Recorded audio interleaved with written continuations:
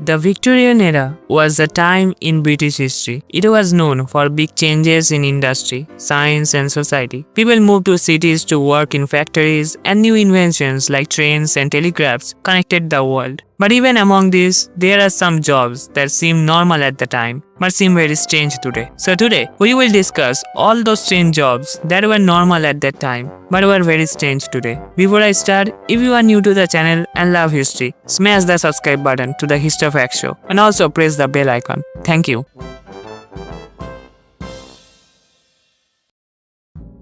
Number 5. Rat catcher. In the Victorian era, a rat catcher was an important but unpleasant job. During this time, cities in England were overcrowded, and poor sanitation made rats a common problem. Rats spread diseases, contaminated food, and damaged property, so controlling them was essential. Rat catchers were hired by people, businesses, and city authorities to control the rat population. They used various methods, including they set mechanical traps bedded with food to catch rats alive. They used toxic substances to kill rats. Though this was risky as it could harm pets or children, some rat catchers trained well, agile dogs or ferrets to hunt and kill rats in tight spaces. Rat catchers would visit homes, factories or farms to inspect or rat infestations. They often entered sewers, basements and other filthy places to find nests. After catching or killing the rats, they would dispose of them, sometimes publicly, to prove their work was done. Rat catchers were constantly exposed to diseases like bubonic plague and other illnesses. Bites and scratches from rats were common, often leading to infections. Handling poisons without proper safety measures could harm the rat catchers themselves. Some rat catchers became well known, like Jack Black, the rat catcher to Queen Victoria. He dressed in a fancy outfit and demonstrated his skills by catching rats in public or selling pet rats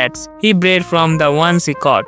In an era without modern pest control, rat catchers helped reduce the spread of disease and made living conditions likely better. However, it was dirty, dangerous and low-paid job, often done by the poor, who had few other options to work.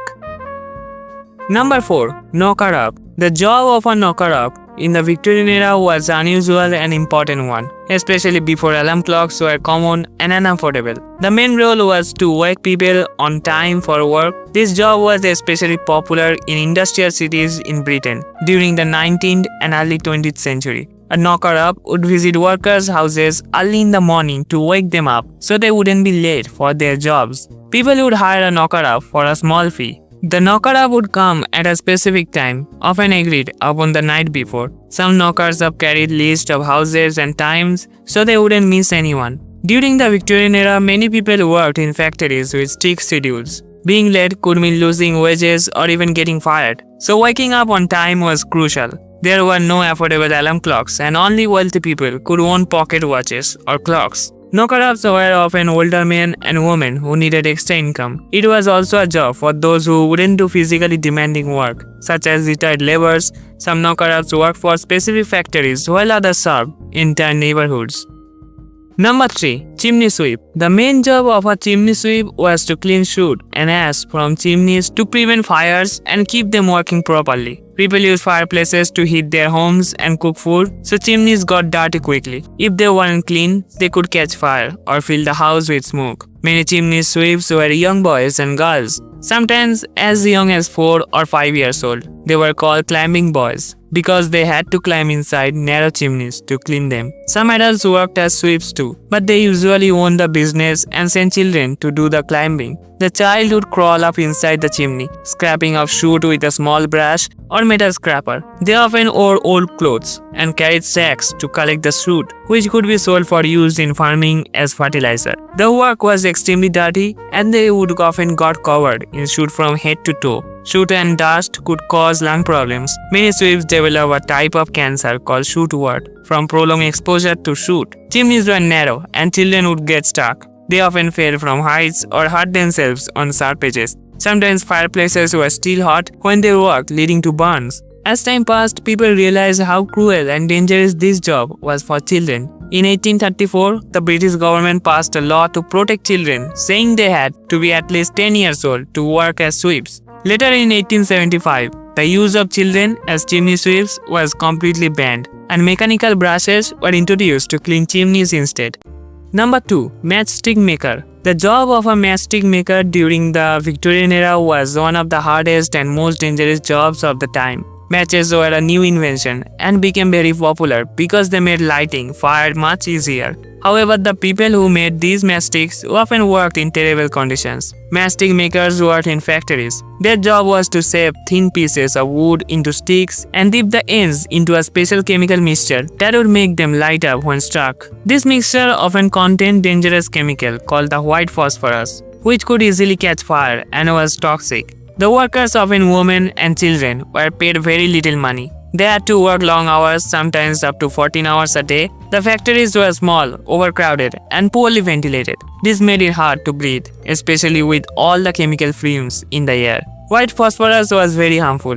Workers often inhaled the fumes, which could cause a painful and deadly disease called phossy jaw. This disease caused the jawbone to rot and gave off a foul smell, making life extremely difficult for those affected.